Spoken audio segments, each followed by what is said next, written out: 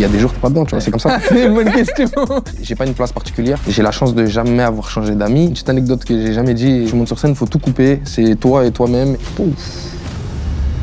Je trouve ça pas très crédible dans la vie d'être rappeur. Genre. Pilote la caisse, ma chérie, t'en fais pas.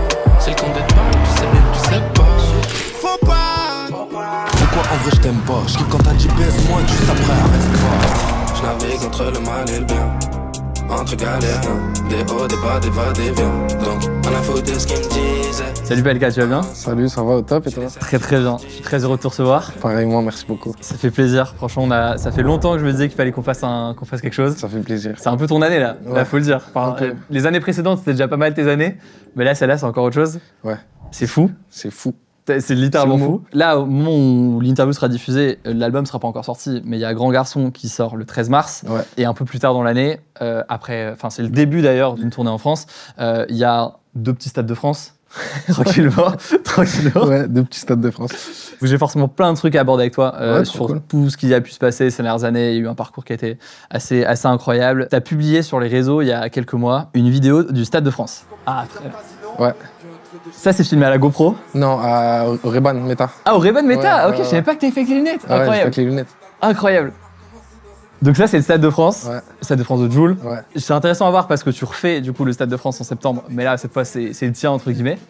Qu'est-ce qu'on ressent quand on monte sur scène devant Arrêt 100 000 cardiaque. personnes? Arrêt cardiaque. Mais non, c'est une pression, c'est monstre, mais en même temps, c'est une arène de jeu. Moi, je le vois comme du jeu, c'est trop cool. Je sais que les gens sont là pour kiffer, que c'est un moment cool pour eux. Donc, j'essaye de rendre le truc cool. Mais j'avoue que t'es un peu mangé par la pression. C'est écrasant. Puis le Stade de France, ça monte très haut. Donc, c'est difficile c'est compliqué d'avoir les gens au-dessus. Mais franchement, c'est un souvenir incroyable. Puis avec Jul, c'est fou. C'était fou de te voir là-bas. Il y a une diff entre, en termes de stress et même de façon de voir les choses, entre quand tu fais, je sais pas, un Bercy, moi je t'ai déjà vu sur ta tournée, je pense, il y a 1 ou 2 ans, Ouais. et un Stade de France, c'est 4-5 fois plus de personnes, mais est-ce que tu le ressens comme ça aussi?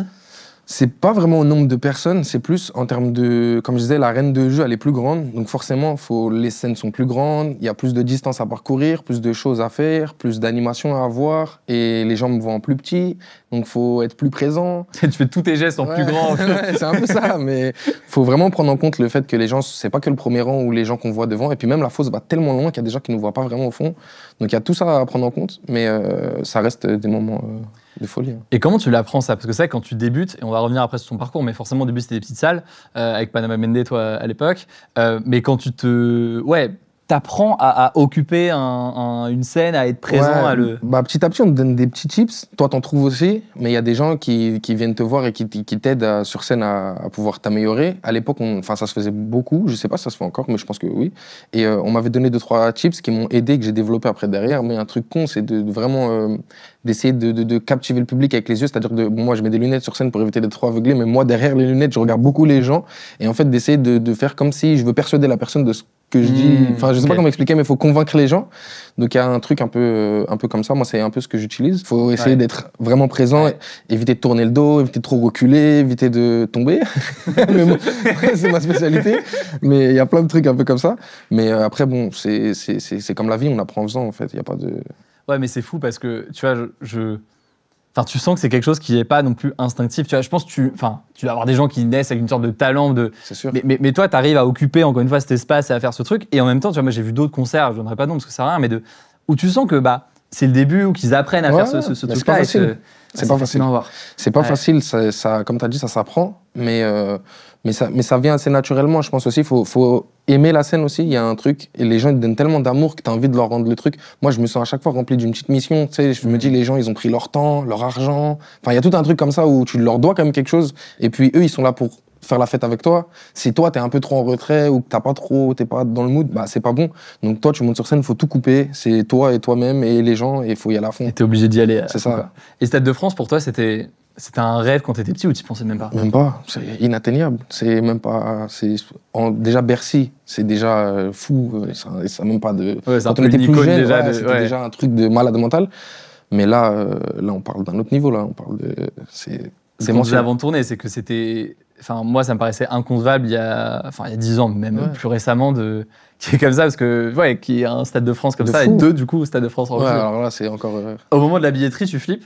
Genre quand t'annonces le truc et que tu ouvres la billetterie, pour moi, j'ai dit on va au carton. Je disais à Flav, je lui disais, pour moi, je pense que c'est trop ambitieux. À chaque fois, je le dis, mais là, vraiment, je le pensais sincèrement. Je me disais, c'est pas possible. Il y a trop de gens, 80 000 personnes, on se rend pas compte, mais c'est énorme. 80 000 billets à vendre, c'est fou. Et je me rappelle, j'étais chez Skyrock pour une matinale. Je fais la matinale, je monte sur le mototaxi, je rentre chez moi. Au moment où je rentre chez moi, Flav, il me dit, c'est quasi rempli. Incroyable. Et là, j'avoue que j'ai pas compris. J'ai tourné chez moi pendant 1h30, je buvais des cafés, j'appelais mon père, je disais, c'est pas possible, il y a un problème avec la billetterie, il faut qu'il vérifie, truc. Et après, il m'a dit... Tout le monde a pris en double, ils ont... Ouais, vraiment, je me disais, je sais pas, tu sais, avec les sites, des fois, ça peut bugger et tout. Je me disais, non, il y a un problème, c'est pas possible. Et après, il me dit, il y a 400 000 ou 500 000 personnes dans la file d'attente. Je dis, mais attends, on parle de quoi, là? Et du coup, ça s'est rempli, quoi, mais... C'est fou. Donc ça, c'est le Stade de France, ça c'est cette année. J'étais intéressé aussi qu'on revienne un peu sur, on va pas tout faire de ton parcours et ton histoire, mais quand même, le tout début, ce qui est fou, c'est que tu as commencé tellement tôt. Tu as commencé à vers 13-14 ans. Il y a cette photo, du coup, on disait, de toi très jeune. Tu as quel âge, à 14 ans peut-être? Ouais, quelque chose comme ça, hein, je pense. Okay. Ouais, je devais avoir 14 ans. Je crois que là, je venais d'enlever mon appareil dentaire carrément. Je c'est le cliché de fou. Ouais, mais j'étais trop content là. Je faisais des grands sourires. Bien content. Et là, c'était à Black Sound à Paris, vers Montparnasse. C'était un studio, je sais pas s'il existe encore, mais c'était genre le Graal. C'était là où Cynic enregistrait, Youssoufa et tout. C'était genre les premières fois où on pouvait aller dans des studios professionnels. Parce qu'à la base, moi, j'enregistrais dans la MJC de mon quartier. Et du coup, là, premier micro professionnel, les enceintes, le truc, c'était impressionnant de fou. Et c'était un grand de mon quartier qui m'avait payé la session. Et déjà, j'avais l'impression qu'il avait déboursé toute sa vie, tu vois. Il avait vendu, ouais. Ah ouais, j'étais impressionné, mais c'était fou, c'est des souvenirs de fou. Et ce qui est fascinant, c'est que très tôt, du coup, tu avais quand même cette envie-là. Ouais. En mode, ce sera mon métier, ce sera mon truc plus tard. Ouais, mon métier, je savais pas parce que à l'époque, on pensait même pas qu'on pouvait vraiment gagner de l'argent avec ça. On savait on pouvait vendre des CD, mais le rap, c'était pas trop quelque chose qui était vraiment médiatisé à fond. Et donc, on pensait pas en faire un métier vraiment à fond, mais c'était plus un passe-temps et en devenir professionnel, mais on pensait qu'on allait travailler à côté ou faire d'autres choses. Et du coup, là, j'étais plein de rêves là, à ce moment-là. C'est fou. C'est quand même quelque chose de assez impressionnant aussi, parce que assez rapidement, du coup, tu as eu, assez rapidement, je sais pas vers quel âge, mais la formation de Panama Bendé. Ouais, je devais avoir 16 ans. C'est quand même archi jeune. Ouais. C'est un truc avec le recul. Et c'est fou, parce que j'ai goûté à l'époque, et tu te dis, comment est-ce que toi, t'es passé aussi du côté groupe, qui en vrai avait un vrai succès, qui marchait vraiment très bien. C'était très parisien. Ok, En vrai, nous, on pensait qu'on avait l'impression que c'était toute la France et tout, nous, on était grave... Tournée mondiale. Ouais, tout le monde nous connaît et tout. Et en fait, on s'est rendu compte après, sur le moment, après le moment M, que c'était un peu très parisien en vrai. Mais c'était cool, mais nous, on était dans notre chaudron, tu vois, donc on avait l'impression que tout le monde nous connaissait, partout on allait, et en fait, on traînait beaucoup dans les mêmes milieux. Donc les gens nous connaissaient, mais dans ces milieux-là. Ouais, donc t'étais dans ton truc. Comment est-ce que t'es passé après de l'envie d'aller sur un projet solo? En fait, on s'était toujours laissé cette liberté, et moi j'enregistrais tout le temps tout seul, et en parallèle de ça, et même des fois j'enregistrais, on s'enregistrait tous, c'était un beau bordel, tu vois, le truc. Et on s'était toujours laissé cette liberté, et on le faisait déjà à l'époque, où chacun sortait des petits solos à gauche, à droite, et il y en avait même qui avaient 2 groupes dans le groupe, c'était assez tranquille. Et à un moment, j'ai dit, je pense que je peux essayer de faire des trucs un peu en solo, puis me développer. Et en fait, j'ai pas eu la vision de me dire, ça y est, je vais y aller en solo, ou je vais essayer de percer en solo, ou quoi. C'est juste, ça s'est fait naturellement.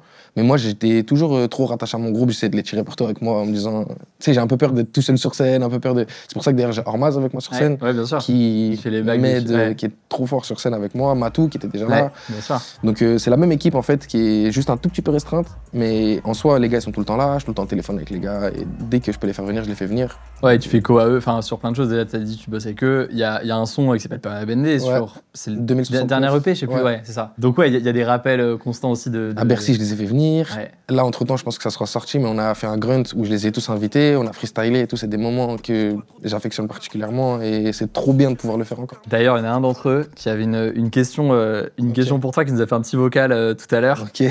À la 935. Tu vas pouvoir écouter ça. Ça va je l'ai au téléphone. Hola, mon frérot, c'est Alad. Comment tu vas? J'ai une petite question pour toi. Si tu devais ajouter un son d'un autre rappeur à ta discographie, ce serait lequel et pourquoi? Elle est pas facile. Ah ouais, elle est pas facile. On comprend au montage si t'hésites. Ouais, non, t'inquiète pas, c'est sûr. Déjà, grosse dédicace à lui. C'est un gros bâtard parce que je l'ai au téléphone tout à l'heure, il m'a rien dit. Il a rien dit. Franchement, C'est une putain de question, mais je dirais peut-être J'hésite de Salif, morceau à l'époque où j'étais en train d'hésiter beaucoup. Et en fait, ça reflétait beaucoup d'hésitation de mecs de quartier et de mecs en train de se développer. Et en fait, je trouvais ça vraiment pertinent comme morceau. J'aimais trop ce morceau, j'aimais trop l'écouter. Incroyable. Donc, T'as marqué. Ouais, ça m'a marqué. Très Salif fort. m'a marqué dans tous les cas. Mais... Il y a un truc aussi sur le début. J'ai entendu ça de plein de gens différents à plein de moments ces dernières années. T'es vu comme quelqu'un qui, quand t'as débuté le rap, était un immense taffeur. Ok. Encore une fois, plein de gens m'ont Ça dit. fait plaisir. Et qui était vu, si on dit les choses, au début, pas forcément comme le meilleur, Ouais, pas du tout. mais comme quelqu'un qui bossait peut-être 10 fois plus que plein d'autres gens et Ok. qui, du coup, en fait, avançait au fur et à mesure. T'as toujours eu ce truc-là depuis longtemps. Ouais, bah j'ai vite compris que j'étais pas le meilleur de mon groupe, hein. Je vais pas te mentir. J'étais pas le meilleur de mon groupe et je me suis juste dit qu'il fallait bosser et que en fait j'ai eu la chance d'être tiré par des gars qui étaient meilleurs que moi et qui m'ont fait une genre de piste de décollage, tu vois, et qui m'ont aidé. Donc vraiment, je sais pas si c'est le boulot, j'ai jamais eu l'impression de travailler plus que tout le monde ou quoi. Ouais. Je l'ai toujours fait naturellement. Mais peut-être que c'est un peu plus que tout le monde, je sais pas. En Et t'en vrai. parles dans un son d'ailleurs, dans le nouvel album. Ouais. J'essaie de retrouver ce que tu dis exactement. C'est J'ai plus sous Parce que les je dis, yeux. je préfère le travail à la fame. Ouais, alors ça tu le dis aussi, ça on va en parler. Mais tu parles effectivement du fait que ouais, tu sentais que t'avais besoin peut-être de bosser encore plus que les Ah, autres. si, quand à un moment dans l'album, j'ai dit c'était pas le meilleur boss plus que. Ah ouais, ou un truc exactement, comme ça. exactement. Une phrase comme ça. Exactement. Ouais, bah c'est un peu ça. Hein. J'ai toujours eu cette phrase-là en tête. Et mon père me l'a toujours dit dans plein de trucs, sur plein de domaines en fait. Mais au foot, j'étais pas le meilleur. À la boxe, j'étais pas le meilleur. Dans le rap, j'étais pas le meilleur. Je suis toujours pas le meilleur, mais on essaie de travailler et d'avancer dans le bon sens, quoi. Et si les gens, tu as des gens qui sont très extérieurs à ce domaine, peuvent se demander, ça veut dire quoi travailler quand t'es rappeur, essayer de t'améliorer, ça veut dire quoi? Est-ce que ça veut dire travailler sur ton écriture, travailler sur Ouais, la façon dont tu poses? Enfin, c'est quoi le... Ça comprend pas mal de trucs, mais j'avoue que j'ai pas la vraie recette exacte. Mais c'est plein de petits domaines. Écouter beaucoup de musique, écouter tout ce qui se fait, passer énormément de temps en studio, se forcer, entre guillemets se forcer, parce que c'est des fois pas bon de travailler pour travailler, mais à des moments, bah, c'est comme un sportif, il y a des matins t'as pas envie d'aller t'entraîner, ou c'est la même chose, il y a des jours t'as pas envie d'aller au studio, t'as pas la tête à ça, mais il faut quand même le faire. Et moi j'ai toujours eu la chance d'avoir une petite install à la maison, où je faisais mes trucs et tout, donc tous les matins avec le café, tu sais, je me forçais un peu, j'écoutais des instrus, puis il y a des jours t'es pas dedans, tu vois, c'est comme ça, mais il faut accepter, il faut savoir qu'il y a des jours t'es pas bon, mais c'est pas très grave. Le lendemain, il faut revenir plus fort. Et il faut être assez dur avec soi-même, je pense aussi. Il faut être réaliste, quoi. Et en même temps, ce qui est dur, c'est que, tu vois, genre, moi, j'ai un taf, par exemple, qui n'est pas un taf créatif au sens où... non mais tu vois, il peut y avoir une partie créative, mais tu vois, je suis pas un artiste. Et donc, il y a un truc où, même si j'ai pas le moral ou pas le truc, comment dire, ça n'a pas influencé en tant que tel forcément mon taf. Alors que toi, il y a quand même un truc où, bah ouais, t'as besoin d'être inspiré, t'as besoin de trouver cette créativité, ce truc... Donc, c'est vrai qu'il doit y avoir des moments où si tu l'as pas, et c'est dur tu peux pas le forcer, quoi. C'est difficile de l'accepter parce que quand tu lis des commentaires toute la journée où c'est des louanges ou même des trucs méchants ou quoi, mais en fait, ça te rentre dans la tête petit à petit et il faut garder ce truc de non, je suis pas bon, là, je suis pas bon. En réalité, je suis pas bon. On peut me dire que c'est bon, mais c'est pas bon, tu vois. Et il faut tout le temps garder ce truc-là et c'est le plus difficile de se battre contre son ego, en fait. J'ai l'impression. Ouais, mais c'est sûr. Et comment t'arrives, toi, à le sentir du coup? Est-ce que c'est des gens dans ton entourage et qui disent ouais, ça c'est bien, faut que tu ailles plus là-dessus? Est-ce que toi t'arrives à le sentir toi-même? Comment est-ce que tu fais? Moi, j'essaie de le sentir moi-même. Après, j'ai des gars qui sont super honnêtes, hein. Donc n'hésite pas à te... Mon manager il est honnête, tous mes gars ils sont honnêtes, donc il y a pas de je prends des cartouches de temps en temps, c'est OK. Mais justement, je garde ce truc-là et je me suis jamais vexé parce qu'on m'a dit qu'il était pas bon le morceau ou parce que en ce moment j'étais pas bon ou quoi. Mais je pense qu'il faut essayer d'éteindre son ego le plus possible sur ça et c'est le meilleur moyen de progresser, je pense. Après, j'ai pas la recette, j'ai pas la clé. Franchement, c'est ma méthode. Et en même temps, c'est sûr que quand tu commences à exploser comme tu l'as fait, enfin là, ça fait quand même plusieurs années que t'es quand même au sommet de tout ça, cet ego, il peut vite te jouer des tours, d'une certaine façon. Et sans te rendre compte. Ouais, donc c'est quand même quelque chose dont enfin, pas mal de rappeurs essaient de vision, même pas mal d'artistes en général. Comment est-ce que toi, t'arrives à garder les pieds sur terre et garder ton... Déjà, j'ai la chance d'habiter chez ma grand-mère jusqu'à quasiment aujourd'hui. Là, je suis en train de changer parce qu'à un moment, ça fait tanguy quand même. Et, donc, il faut bouger. Mais déjà, ce cocon familial qui est super important. J'ai la chance de jamais avoir changé d'amis. Donc, j'ai toujours eu les mêmes amis, toujours eu le même cercle autour de moi. C'est des gens qui sont honnêtes avec moi. J'ai pas une place particulière. Je suis un gars juste de mon équipe. Donc, j'ai la même place qu'un pote à moi qui fait rien du tout, tu vois. Ouais. C'est pareil, j'ai pas un avis qui est plus important ou quoi. Donc, déjà, rien que ça, je pense que ça me met sur un bon socle. Et après, moi, c'est un truc où c'est un peu bizarre ce que je vais dire, mais j'ai toujours eu un peu honte de mon travail, genre. Ok. C'est un peu bizarre, mais je trouve ça pas très crédible dans la vie d'être rappeur, genre. Ah, c'est fou, ouais, donc le côté. Ah, c'est fou, t'as toujours douté du regard des autres sur le tu ton vois, je suis pas propre. trop. Ouais. Moi, si je parle avec un taxi ou quoi, j'invente un métier direct. Je passe Ah, c'est fou. Je dis jamais la vérité. Ouais, je dis mécano. Et c'est pas parce que tu veux pas qu'après ils parlent de. Ils se disent, ah, peut-être que t'es connu, machin, c'est juste. Non, c'est fou. c'est plus l'aspect de. Je trouve c'est ficha. Tu dis à quelqu'un, je suis rappeur. Même aujourd'hui, t'as l'impression que c'est le cas? Ah ouais? Putain, c'est fou. J'ai toujours pensé ça. Je sais pas pourquoi, mais ça le fait pas sur les autres. Si je regarde un mec qui me dit je suis rappeur, je suis en mode ah ouais, trop lourd. Mais moi, je sais pas. J'ai toujours eu ce truc de me dire, je sais pas, c'est un peu. Je sais pas. C'est fou. Déjà, c'est prétentieux. Tu sais, pour moi, rappeur, t'es fort de ouf, tu vois. Donc, Ouais, mais c'est fou de se dire que, tu vois, à ton niveau aujourd'hui, il y a quand même un Stade de France qui arrive là et t'as fait tes preuves sur plein d'aspects. En fait, ce qui est fou, c'est que je vois le. Comment dire? Tu pourrais dire, enfin, non, je sais pas. Je préfère dire que je travaille dans la musique, par exemple. Ouais, je peux dire que je suis ingé, je peux dire que je fais des instrus, je peux dire, tu vois, mais j'ai du mal à me dire. Bon, même si c'est le cas, hein, mais j'ai du mal à l'assumer. Quand la personne, elle est pas au courant, je préfère qu'elle soit pas au courant, c'est cool. Tu vois. Intéressant. Du coup, j'ai l'impression que ça illustre aussi une forme de discrétion de ton côté. Dans la qui vie est quand de tous les même jours. présente, tu vois. T'es assez peu sur les réseaux sociaux, tu communiques assez peu en dehors du rap et de ton art et de ce que tu fais. Et en même temps, tu vois, dans ta musique, t'exprimes quand même une forme de arrogance, mais au sens positif du terme. C'est genre, bah, tu te montres, tu vois, tu dis des choses aussi.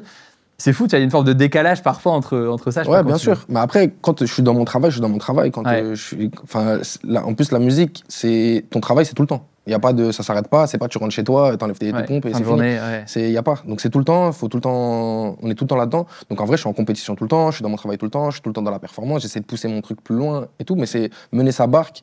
C'est pas facile, mais en même temps, c'est cool. Et du coup, faut arriver à jouer sur tous les tableaux. Parce que sinon, tu te perds. Je pense qu'au bout d'un moment, tu te perds. Après, la chance que j'ai, c'est que moi, j'ai pas de personnage, entre guillemets. Donc, quand je raconte des choses, je parle de ma vie. Je parle que de sujets, entre guillemets, que j'ai vécu ou que je connais. Donc, il y a un truc de dissociation que j'ai pas trop. Et c'est cool. Sur ça, c'est cool. C'est comme ça que j'arrive à me maintenir un peu calme. Et tu vois, tu dis que toi, t'as pas changé et ça se ressent, malgré tu vois, tout ce qui a pu se passer. Mais forcément, le regard des gens, lui, par contre, il peut changer. Et ça, c'est inévitable. Et je trouve que t'en parles quand même à plusieurs moments dans l'album. T'évoques cette forme de méfiance que tu peux développer. T'en avais déjà parlé d'ailleurs dans d'autres sons dans le passé. La façon dont les regards ils changent, dont des gens viennent plus par intérêt. Ça, t'en parles quand même beaucoup dans les sons. Comment est-ce qu'on se protège face à ça? Comment est-ce que tu... Il n'y a pas vraiment de recette. Il faut essayer il n'y a pas de recette vraiment établie. Mais déjà, moi, en parler de moi-même, j'en parle pas vraiment. Je vais éviter d'aborder le sujet tout seul comme un fou et de dire moi, je fais du rap, moi, je fais des trucs. J'aime pas trop ce truc-là. Mais non, je sais pas, il n'y a pas vraiment de recette. C'est juste que moins j'en parle, mieux je suis. Quand je peux ne pas en parler, j'en parle pas. Et si on m'en parle, c'est OK. Il n'y a pas de souci. J'adore répondre par contre à toutes les questions des gens sur les mythes dans le rap et les trucs et tout. Moi, j'aime bien qu'on me pose des questions, tu vois. C'est quoi, selon toi, le mythe, le truc, l'image que les gens du rap qui est complètement fausse ou des rappeurs qui est complètement fausse selon toi? Et quand j'étais petit, moi, je croyais trop au truc de... Enfin, tu sais, comme tous les petits et tout, de dire, ouais, à un moment donné, tu signes un pacte ou tu fais des trucs comme ça et tout. Bah, j'attends toujours, en vrai. Je suis en mode, il comprend. Mais non, il y avait tous ces trucs-là un peu d'industrie, tu sais, t'es dans une industrie géante et tout. Après, moi, je suis pas trop confronté à ça parce qu'on est des petits artisans, en vrai, dans la musique. On est un petit label. Panenka. Exactement, on est une toute petite équipe. Moi, je me produis aussi. Depuis toujours, j'ai jamais changé de dispositif. Donc, avec Ena Exactement, c'est ma société Ena, ma boîte à moi, avec Panenka, et on est une petite équipe. En tout, on est 6, genre, tu vois, avec moi compris dedans. Donc c'est... Oui, t'as ton bateau, entre guillemets, dans cet océan c'est ça, nous, on est une épicerie contre Auchan, tu vois. Et du coup, on est moins confronté à toutes ces choses-là. Mais j'avoue que ce mythe-là, moi... Quand j'étais petit, j'y croyais à fond. Je me disais, ah, ça y est, il a vendu son âme, il fait des trucs commerciaux, tu vois. Mais en fait, non, il n'y a pas de... En tout cas, j'ai jamais vu ça dans mes yeux, tu vois. Et sur ce changement-là, je sais plus dans quel son, mais tu dis, il y a un truc, il y a que les mecs bizarres qui kiffent être connus. Ouais. Je sais plus dans quel son tu dis ça. C'était dans un ancien album. Ça, tu l'as senti, ce truc de... Ok, genre... Bah, c'est malsain. Ouais. Être connu de base, au quotidien, c'est pas très bon, je pense, pour le cerveau. C'est pas très bon pour... Donc, faut essayer d'aller en contre de ça, entre guillemets, en tout cas dans ta vie perso, parce que tu vas pas dire à ta grand-mère ou à ton père, je fais pas la vaisselle, je suis connu. Tu vois ce que je veux dire, ça n'existe pas, tu vois. Donc, Donc ouais, il y a ce truc, faut vraiment dissocier la vie perso, la vie publique, faut essayer de jongler entre les deux, mais sans non plus, tu peux te perdre entre les deux, faut arriver à s'équilibrer. C'est un combat constant, je pense, mais ça passe par plein de petits trucs du quotidien, tu vois, comme je disais, j'avais raconté à l'époque quand j'avais fait l'Olympia, quand j'étais rentré, j'avais pas fait la vaisselle, mon père il m'avait dit allez, fais la vaisselle, je sais pas ce que tu fais. C'est con, tu vois, mais le retour à la réalité. Ouais, c'est ça, mais en vrai je le remercie de ouf pour ces trucs-là parce que ça te maintient les pieds sur terre, tu vois, et quand tu sors d'un Bercy, tu vois, mon plus gros kiff quand je suis sorti de mon Bercy, c'est d'aller manger un grec avec mon pote juste après, tu vois, et je suis parti manger un grec comme Peut-être pas celui juste à côté de la Corona. Non. Tu bouges un peu. J'ai fait une petite commande, tu vois, mais c'était vraiment, on était deux dans mon salon devant la télé à manger un grec et j'étais en mode, c'est fou comme ce qui se passe, tu vois.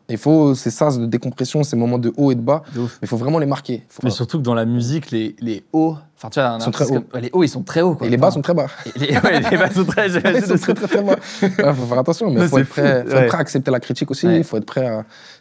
Franchement, c'est un mélange de plein de choses. Il n'y a pas de bonne recette pour moi. Chacun fait sa tambouille, mais. Ouais, non, mais c'est pas facile. Je vois très bien et pareil, si t'en parles dans un son, tu peux faire un concert devant 20 000 personnes et une heure après, t'es chez toi. Il y a un côté retour à la réalité. Je vois pas d'autres métiers, là, j'ai pas d'autres métiers en tête. Tu vois, même acteur, il y a pas ça. Footballeur un peu, ils ont un peu footballeur. Ils ont un peu ce truc où il peut mettre 2 buts en Ligue des Champions et il rentre chez lui. Et encore, c'est collectif, tu vois. Enfin, sauf certains, mais tu vois, le footballeur, tu dis c'est 1 parmi 11, sauf s'il a fait un triplé ou un truc. Mais ouais, ça fait quand même des pets. Ça peut rendre fou. Ouais. Ça peut rendre fou, mais après, c'est un métier formidable. Moi, maintenant, c'est un métier, mais c'est une passion de base. Donc, à partir du moment où tu as la chance de pouvoir vivre de ta passion, c'est plus un travail. Enfin, pour moi, en tout cas, c'est pas un travail. Je me plaindrai jamais de ça, c'est trop cool. Là, on a discuté comme ça, mais c'est pas une plainte ou c'est pas difficile en soi. Tu vois, c'est une vie qui est trop bien. Et ça, pareil, t'en parles beaucoup. C'est confortable, tu vois, comme vie, on va pas se mentir. Mais il y a quand même des petits trucs à gérer, des petits hauts et des bas, comme tu dis, quand tu sors de concert, ça fait un peu bizarre, tu vois. Ou même, t'es dans ta loge, et puis tu te dis, bon, bah là, il y a 20 000 personnes qui m'attendent. Tu vois, c'est bête, mais des fois, ça te bloque un peu, tu vois. Ouais, tu m'étonnes. C'est particulier. C'est aussi un truc au fil des albums, et je trouve que tu l'as en vrai régulièrement, y compris sur celui qui sort là, t'as des sons où tu rappes au sens, on va dire, le plus traditionnel du terme. T'as des sons où tu chantes, ou en tout cas, tu vas sur un truc de plus chantant. Comment est-ce que tu as construit ta gamme au fur et à mesure ? Tu as commencé dans le rap plus traditionnel, on va dire. Au fur et à mesure, tu as ajouté des choses. Comment tu as fait ça ? Parce qu'en fait, j'adore ce truc de... C'est bizarre un peu ce que je vais dire, mais j'adore le truc d'essayer de rentrer dans la tête des gens. Je sais que les singles, ça reste en tête. Enfin, ce qu'on appelle un peu chantonner et tout, c'est souvent des singles. Ou même des fois, c'est même pas des singles, mais bon, en l'occurrence, ça peut être des singles. Et j'aime beaucoup le truc d'essayer de trouver une recette qui va rester dans la tête des gens et de beaucoup de monde. Je trouve que c'est grave marrant. T'es tout seul dans ton coin, tu fais ta petite truc et puis hop, ça prend et les gens écoutent. Et ça me marquait beaucoup à l'époque où je faisais mon premier album, je l'ai fait dans ma chambre.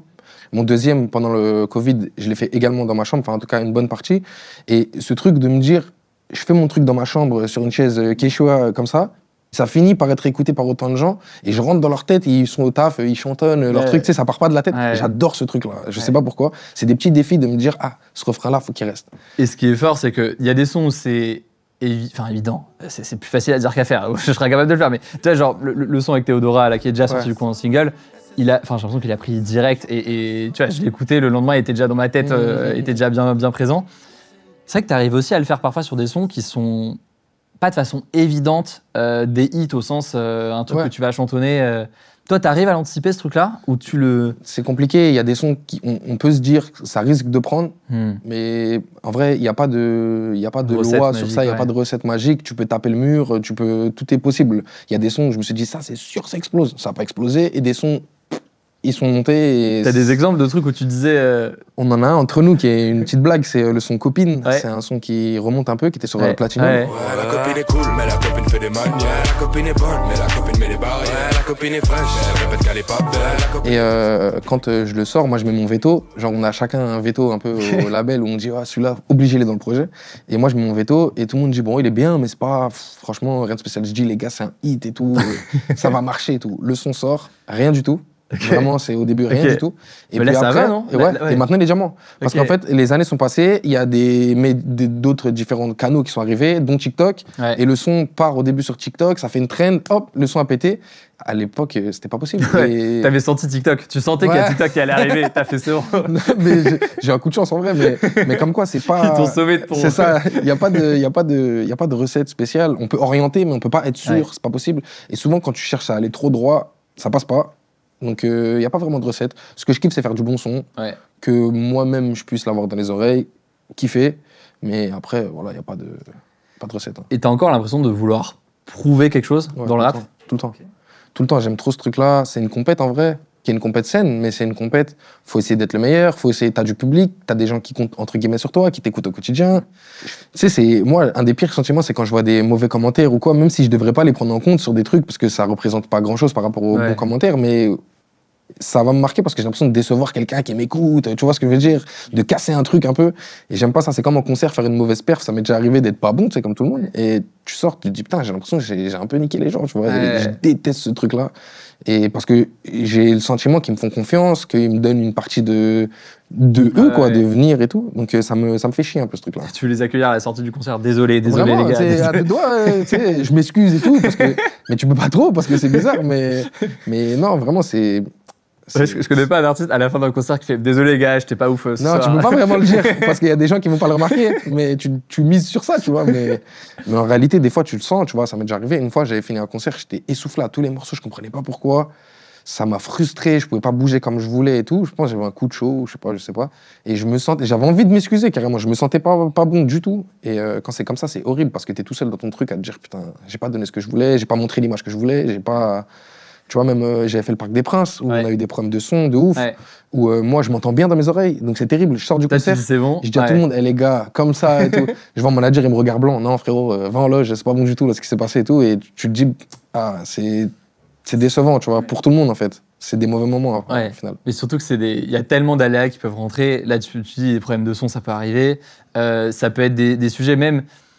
Enfin, t'as enchaîné quand même sur des tournées, ta tournée précédente. Il suffit que tu sois malade, t'aies une extinction de voix ou t'aies un truc. Ça arrive souvent. Tu joues malade, même, tu sais, t'annules un concert parce que t'es malade. Les gens sont déçus, vont pas forcément comprendre. Mais surtout que ça a été aussi un truc où, parfois des gens ont annulé des concerts pour d'autres raisons, ils se sont cachés derrière un truc. Aussi, y a ça, et donc tu te dis non, mais là, je suis vraiment malade en fait. T'as envie d'envoyer un certificat médical et tout, mais non. Après moi, franchement, j'ai eu la chance. Je touche du bois, mais j'ai jamais été malade au point de devoir annuler un concert. Ça va arriver, mais même malade, j'essaie de le faire quand même. Ça m'est déjà arrivé de monter sous fièvre ou truc et tout. Mais en vrai, c'est un travail cool. Il n'y a pas de... bien sûr. Quand je t'affaire au garage, tu vois, te lever à 7h30 pour mettre les mains sur des trucs en métaux et c'est froid, tu vois. Voilà, ça, c'est autre chose. Mais... Donc c'est intéressant. Il y a un côté prouver quelque chose à la fois aux gens et en même temps, c'est fou. Et c'est à toi-même aussi en partie. T'as l'impression que tu veux aller plus loin toujours dans un contrat envers toi-même aussi, tu vois. Je pense que tu l'as aussi. Et puis tous les gens qui travaillent, entre guillemets, à leur propre compte, t'as envie de pousser et d'essayer de voir jusqu'où ça peut aller et de pas te trahir aussi, tu vois. Quand j'étais petit, moi, je me rappelle souvent, je me dis, tu sais, quand je suis en studio, par exemple, ça fait 2 heures, je fous rien, entre guillemets, mais genre, j'écris, mais je galère, je commande à manger, tu sais. Et je culpabilise de ouf parce que je me dis, quand j'étais petit, j'aurais tout donné pour avoir 2 heures de studio, tu vois, professionnel. Et je me remets dans le bain, et j'essaie de me rappeler des moments comme ça et de me remettre vraiment dans le truc, tu vois. C'est que t'es conscient aussi la chance. C'est ce que j'allais dire. T'es conscient de la chance que t'as d'être là où t'es aujourd'hui et ça se ressent, encore une fois, ça se ressent dans les sons et dans ce que tu dis là aussi, quoi. C'est même plus une chance, ça m'a sauvé la vie, frère. Pour vrai, tu vois. C'est quand même assez fou. Il y a aussi un truc, c'est que tu parlais tout à l'heure de tes débuts à 13-14 ans où ça coûtait cher d'avoir un studio et tout. Aujourd'hui, alors un studio, ça peut toujours coûter cher, mais tu peux aussi faire ça chez toi avec un micro. C'est beaucoup plus accessible. Alors, je sais pas si c'est la cover de l'album finalement, je sais plus, mais j'ai vu une photo de, tu sais, avec les fameux matelas que tu mets sur les murs pour acheter des trucs. Ça s'est aussi démocratisé de cette façon. De fou, et moi je suis trop content pour plus les générations avancent et plus c'est facile. Il y a même maintenant, on peut enregistrer avec les téléphones, avec les AirPods et tout. Il y a des logiciels, enfin des applis où tu peux enregistrer et tout. C'est encore la nouvelle méthode. La nouvelle méta. Mais ouais, je trouve ça trop cool. Moi déjà à l'époque, ça commençait tout doucement à se popularisé petit à petit. Il y avait des magasins. Moi, il y avait un magasin qui s'appelait Home Studio, qui était avenue du Maine dans le 14e. J'allais là-bas, je regardais les vitrines comme un fou et tout. Et tu pouvais commencer à trouver du matériel pour pas trop cher. À 110 balles, t'avais des petites cartes son, t'arrivais à t'en sortir, à essayer de te faire des petites configs pour 200-300 euros, t'arrivais.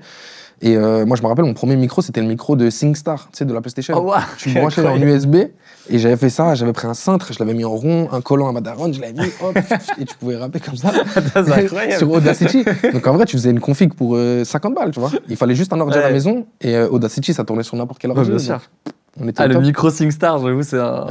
Il faudrait que tu testes de faire un son aujourd'hui avec un micro SingStar. C'est vrai que j'essaie, mais non, c'était. Donc, ça commençait à se démocratiser tout doucement et maintenant, ça l'est encore plus, c'est trop bien.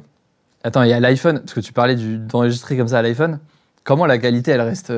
J'avoue que moi, je le fais pas. Ouais. Mais on m'a déjà proposé de le faire et on m'a déjà dit qu'il y avait des gens qui le faisaient. Je sais pas si c'est pour du def et que derrière ça sort sur ça se l'album trouve, et tu tout. refais- ouais. J'ai du mal, moi, à faire des maquettes et de et de refaire les sons derrière parce que je Ok. trouve que quand on pose, il y a une vibe et fin. J'aime pas trop même revenir sur des sons. Mais ça, c'est que moi. Il y a plein de gens qui aiment bien refaire des retouches. Ouais. C'est personnel. Mais Ok, donc mais il y a des gens qui... Enfin, ça peut se faire de c'est faire en train à de se faire, l'iPhone, ouais, c'est en des train de se trucs. faire. Petit à petit, ça commence à se faire. Et puis, il y a des ingés qui sont très forts au mix. Donc derrière, ils arrivent à te rattraper le truc. Ils rattrapent l'iPhone Et et... bientôt, il y aura des IA qui vont nettoyer derrière les Ouais, trucs. c'est et ça, tout, tu vois. c'est que pour toi c'est facile, mais en fait derrière t'as des ingé-sons qui doivent... Ah, ça, par qui contre, douillent à rattraper le ça, truc. c'est sûr que derrière, les mecs, ils se mangent un peu les mains. Mais Ils se font le truc derrière. ça se fait. Ouais, c'est ça que c'est bien démocratisé par rapport à avant. Niveau rap, t'as l'impression qu'il y a des rêves que t'avais et que t'as encore Ouais. Ou... Ok. Ouais. Bah, un truc con qui est inatteignable, tu sais, mais c'est le truc qui te fait poursuivre tout le temps, c'est de te dire je vais être le meilleur, tu vois.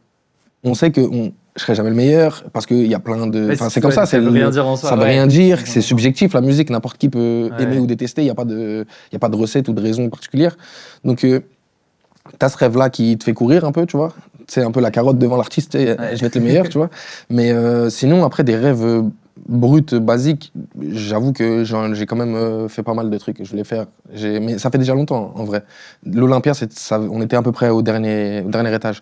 Quand je signe avec Antoine à l'époque, il me dit un jour on fera l'Olympia, je le prenais pour un menteur. Tu sais, j'étais en mode ok, t'as raison, c'est encore une douille, tu vois. Mais, Il me fait rêver un truc C'est pour, ça, tu vois. pour avancer avec donc moi. c'était un peu ça déjà. L'Olympia, c'était déjà la folie et il y a un statut que tu passes à ce moment-là où tu deviens pro, tu vois. Parce que ça reste une scène mythique et c'est un truc où tu le... Je sais pas combien c'est quoi, 2000 personnes 1500 Je sais pas. 2800, je crois. Ok, l'Olympia. 2800, ok. Ouais, Et, c'est déjà un gap. ouais. À partir de là, c'est encore... Ouais, après, ça peut monter ou stagner, mais c'est déjà, t'as atteint quelque chose, Bien t'as sûr. tes lettres en rouge, tu vois, il y a un truc très symbolique. Et c'était déjà, je pense, le plafond de tous les rêves. Je pense, mais quand j'étais petit, je sais pas, moi, avoir une semaine Planète Rap, c'était un truc de fou. Faire une interview, c'était un truc de Ouais. fou. Tu vois, je sais pas, c'est des petits rêves comme ça que tu passes, mais t'en as toujours des nouveaux qui viennent. Et puis l'humain, il est comme ça, il s'adapte. Tu vois, il veut un lingot d'or, tu lui en mets un, il en veut 10, tu en mets 10, il en veut 100, tu vois, c'est comme ça. Bien sûr. Donc il y a tout ce truc-là où tu cours tout le temps, mais je pense qu'il faut avoir des petits rêves, des petits buts. Sinon, Ouais, des objectifs ou des trucs pour Ouais, se renouveler. Et en même temps, c'est vrai que tu fais peu d'interviews, enfin relativement peu d'interviews. Ouais. Et du coup, je regardais un peu ce que tu avais fait à l'époque. Je sais plus, c'était il y a 5 ans ou 6 ans ou 7 ans, mais tu as fait, même plus, tu avais fait un truc avec Yard notamment, avec quelques médias. Et je crois que c'est chez Yard, tu avais dit un truc genre j'ai peur de pas savoir quoi faire. Je crois que tu avais dit 2025. Ouais, c'est possible. Aujourd'hui, tu vois, ça fait. Tu as commencé tellement tôt et ça fait plus de 10 ans du coup que tu fais ça. Ouais. T'anticipais cette durée-là Non. de pouvoir le faire aussi longtemps? Non. Moi, j'avais les titres jusqu'à ENA. J'avais le nom de mes projets et tout. Tu sais, j'étais matrixé dans mon labo à faire mes trucs et tout. Après ENA, on a commencé tout doucement à ne plus. Enfin, j'avais plus ma liste d'avance, quoi. Donc, je commençais à me dire, OK, là, je suis allé plus loin que vraiment tout ce que je pensais. Donc, après, t'évolues, tu composes, tu fais avec les trucs. Mais je t'avoue que je me voyais pas du tout aussi loin, ni avec une aussi grande longévité, ni. Ce que j'allais dire, qu'est-ce qui fait que ça dure? Parce que ça dure pas pour tout le monde, y compris pour des rappeurs. T'as des rappeurs. Bah, il y en a qui durent beaucoup plus longtemps que. Là, les 10 ans, c'est rien pour eux dans Ouais. leur carrière, tu vois. Ouais, Donc, ouais, Il y a beaucoup certes. plus long et beaucoup plus court. Certes. Mais Mais moi, tu vois, je suis comment déjà. tu l'expliques, ouais. Je sais pas, moi je remercie le ciel tous les jours de la vie que j'ai. Je te mens pas, c'est déjà chaque jour de gagner, c'est cool. Je suis reconnaissant au maximum de la chance que j'ai de pouvoir vivre ça. Même si ça s'arrête demain, comme je le dis dans l'album, même si ça s'arrête demain, j'ai déjà accompli 100 fois ce que je voulais accomplir. Donc en réalité, c'est que du bonus, c'est que du kiff. C'est essayer de continuer de faire du bon son, entre guillemets. Je sais pas s'il est bon, mais tu vois, en tout cas, de faire du son, d'essayer de faire kiffer des gens, je sais pas, de continuer d'évoluer, quoi. Mais je t'avoue que ouais, t'es en impro, quoi, un peu. Et entre le côté scène et studio, Il y en a un que tu kiffes plus que les autres? Honnêtement, avant, j'étais plus un rat de studio. Ouais. Et maintenant, j'avoue que je kiffe les deux. t'arrives à vraiment. sortir et tu te dis, Ouais. vas-y, faut que Je kiffe les deux autant. Par contre, j'ai une grosse pression au concert parce que je veux vraiment faire les choses bien. Bien sûr. Et bah, t'as pas la main sur tout, hein, tu vois. Il peut tout se passer, comme on Bien disait. sûr. Et chez moi, il se passe tout. Donc, donc voilà. Mais D'ailleurs, tu vois, quand tu. C'est vrai que les tailles du coup des scénos, et forcément, ça change. fait que grandir. À un Stade de France, c'est encore autre chose.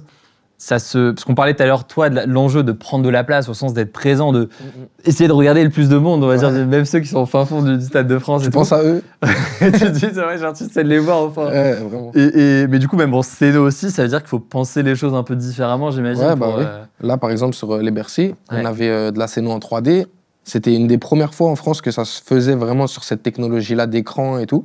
Donc c'était un peu technique, on savait pas trop vers où on allait, si ça allait bien donner, si les gens qui sont assis à droite, ils vont voir la même chose que les gens qui sont au milieu ou à gauche.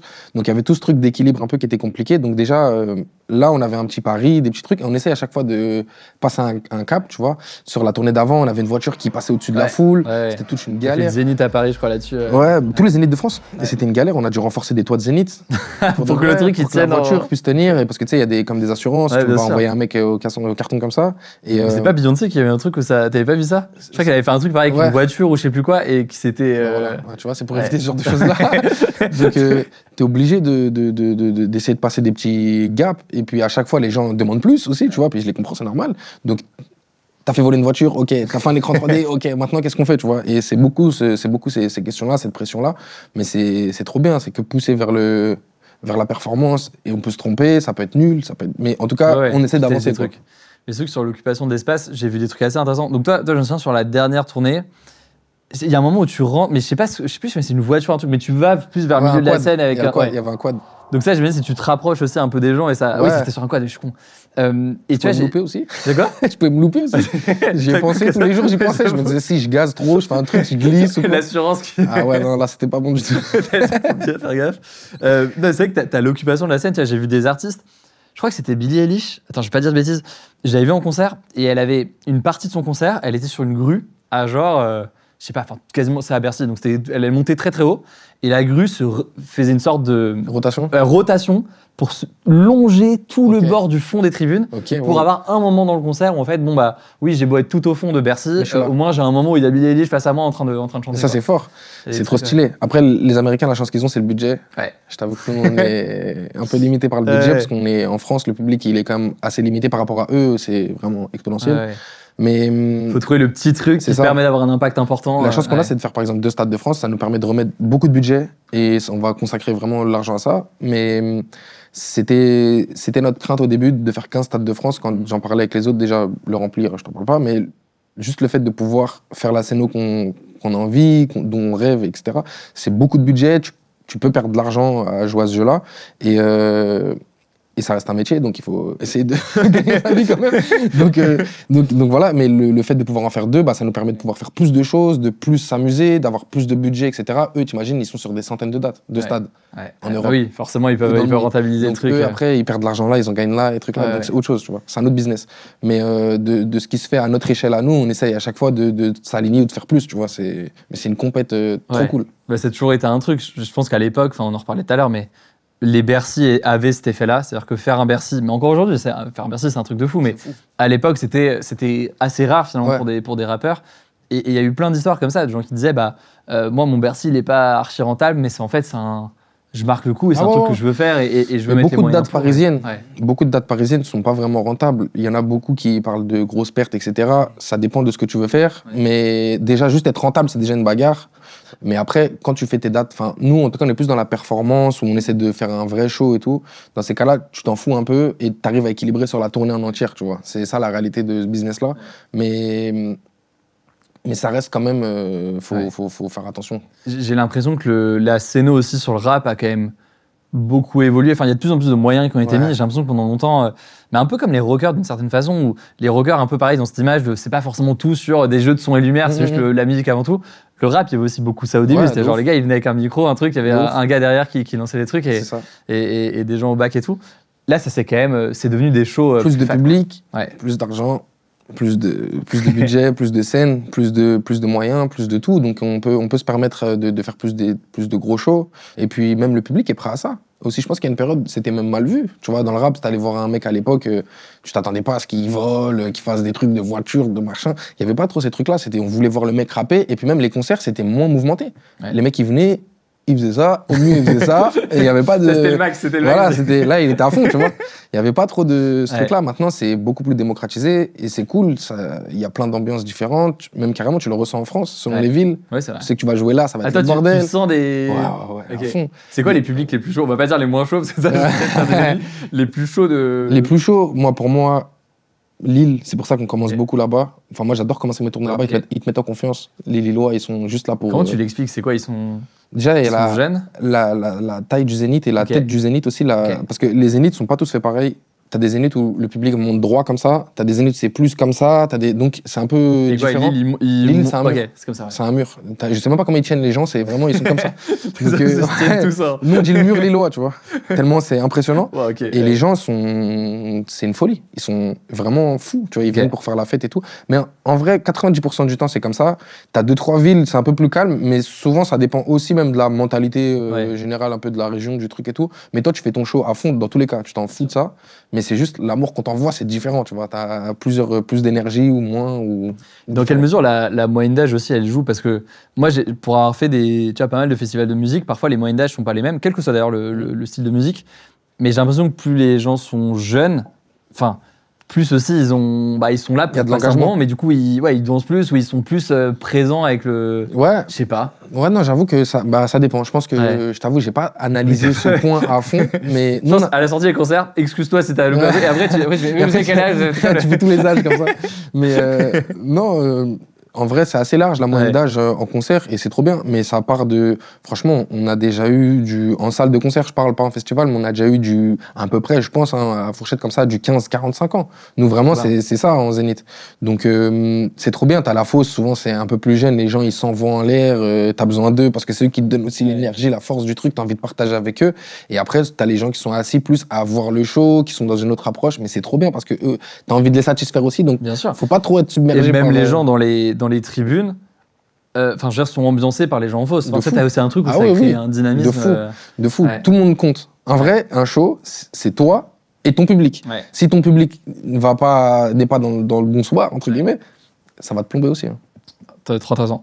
On va tester un petit truc, si tu veux. C'est une sorte de mini-jeu. En gros, je vais te donner des thèmes et tu vas me dire avec quel artiste t'aimerais faire un featuring dessus. Tu vas vite comprendre. Okay. Si tu devais faire un morceau sur l'amitié, tu voudrais le faire avec quel artiste? Sur l'amitié, c'est une bonne question. Ça va pas être facile, ça. Sur l'amitié, je le ferais avec un mec du Panama, je pense. Je le ferais n'importe lequel, en vrai. Un morceau de rap technique.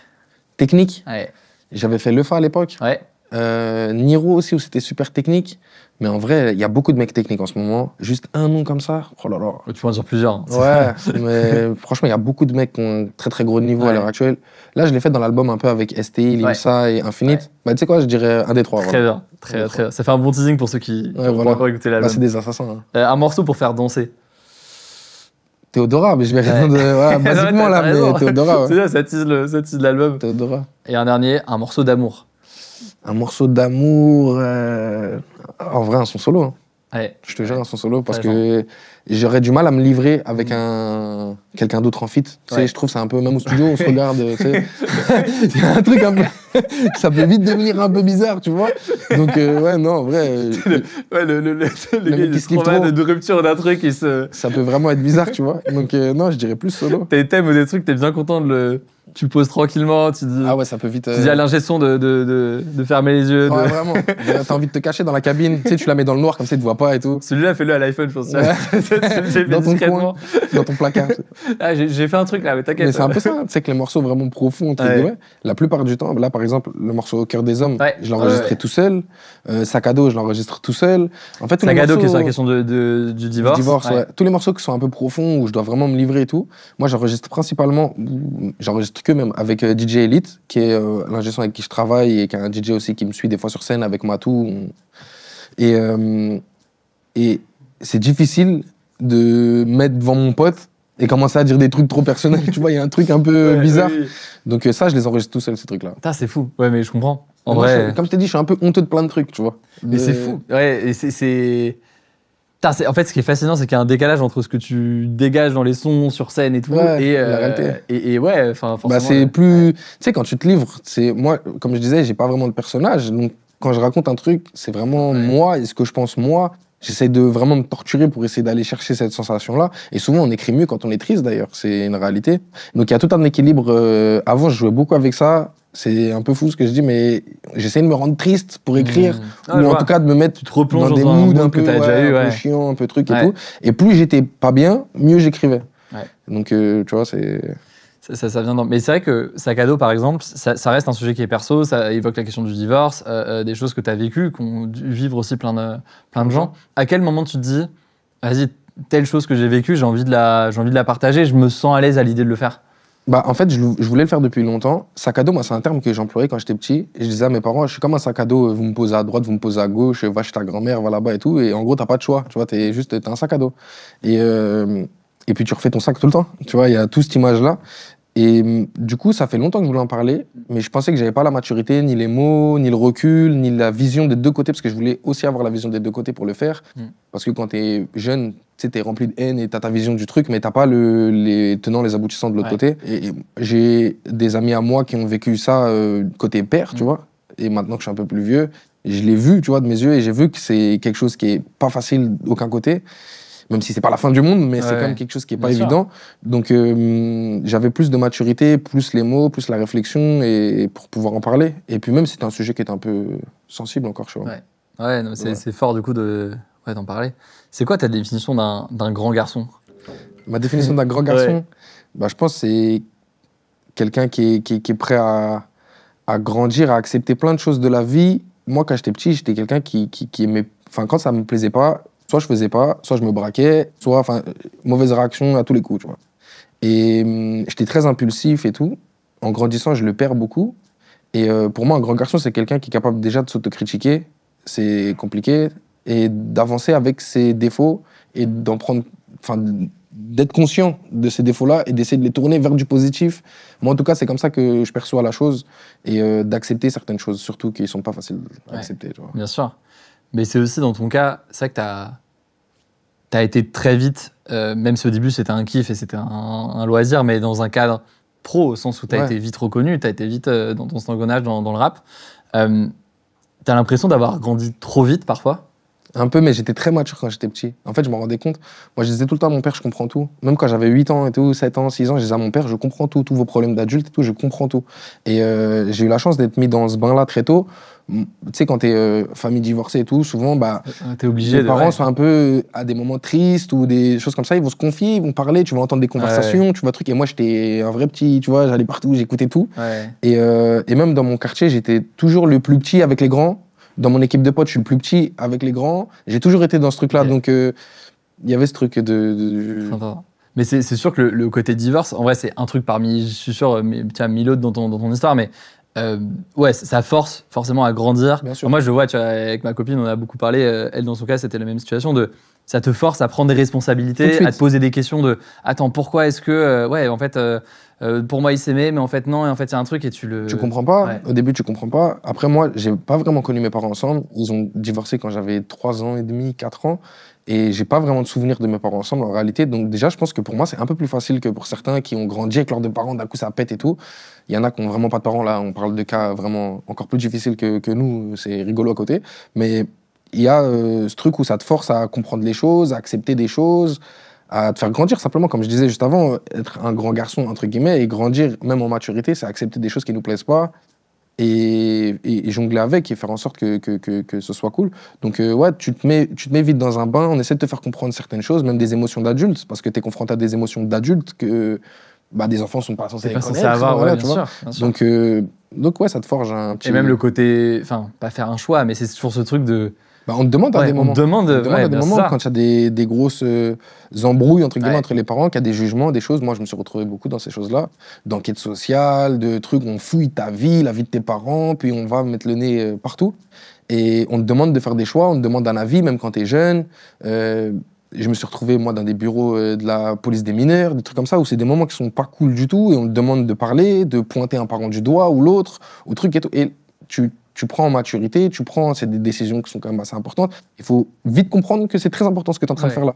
Donc, ça te fait grandir, je pense. Ouais, c'est sûr. Pour revenir à la question de l'album là, j'ai pas fait le décompte de combien de projets t'as sorti entre les mixtapes, les albums et tout, mais tu ressens encore une pression? Ouais. Ok. Ah ouais, à fond. Ok. Même après... Non, mais à fond, plus que jamais même. Ah ouais? Bah oui, parce que j'ai entre guillemets un statut, je suis perçu comme ça, tu vois, et il faut que je maintienne ce truc-là. Et puis, comme je te disais, donner à un humain un lingot, il en veut 2 ou 10, et puis voilà, donc forcément, tu t'habitues, puis tu te dis, j'ai envie que ça continue, tu vois, puis j'ai pas envie de décevoir les gens. Il y a des gens qui me donnent tellement de love que t'as pas envie de les décevoir, c'est trop pourri, tu vois. Oui, surtout que là, je vais pas ajouter du stress au stress, mais il y a le côté... année de Stade de France, de trucs. Enfin, c'est une année où là, cet album, il va être écouté, quoi. Tu fais un album qui est pas bon, derrière, il faut aller le défendre Ouais. au Stade de France, t'as bien l'air con, tu vois. Ouais. Donc, Non, mais je te rassure, il est gentil. très très fort et il marche incroyablement bien. merci. D'ailleurs, je sais plus combien il y a de sons sur cet album, 17 16 ou 17, j'avoue Ouais. qu'on a coupé. Enfin, j'étais.